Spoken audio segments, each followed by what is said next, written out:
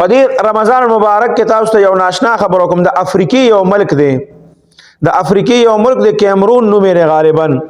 او کیمرون ملک داسې دی چې په هغې کې دا 20% تقریبا مسلمانان اوسیږي. خو د هغه 20% مسلمانانو ډېره عجیبه طریقه ده. ما ته یو کس خبره کوله چې ډېره ناشنا طریقه ده په رمضان المبارک کې خاص طور باندې. وایي داسې عجیبه طریقې ده چې کله هغې وایي روژه غونډه ورځ ونیسي او بیا کله د روژه ماتي ټایم شي، نو د روژه ماتي ټایم مثال په طور باندې د ماښام بانک ته 15-20 منټ پاتې شو، نو وایي هغې دا کورونو کې بیل ځای جوړ کړي. بس وایي زنانه چې کومې دي هغه بیل ځای ته ټولې شي، هغه زنانه هغه بیل ځای کې روژه ماتي کوي، او دا سړي چې وایي نو دوی ټول هغه کور چې دی د هغې په کولو ځای کې بهر کینی په میدان کې او دسترخوان ولګوي، او دسترخوان غټ لګېدلی، او دا ټول څومره دا 20% مسلمانان چې دي په کیمرون کې افریقي والا ملک دی، وایي دوی د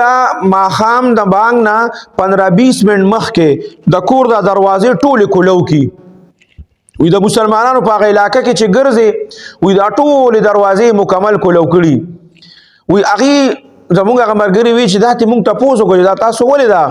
ماښام د لمونځ نه مخکې د کورونو دا دروازې کولو کې زنانه اخوا په پرده کې شي بیل ځای کې کینی.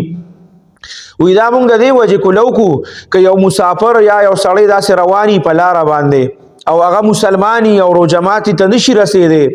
نو وایي روژې ماتي دپاره موږ دا دروازې ټولې ورته کولو کړي، بس چې راځي ډارېک او زموږ پرې دسترخوان موږ سره کینی. د کور دسترخوانونه یې ورته وایي کولو کړي روژهدارو ته،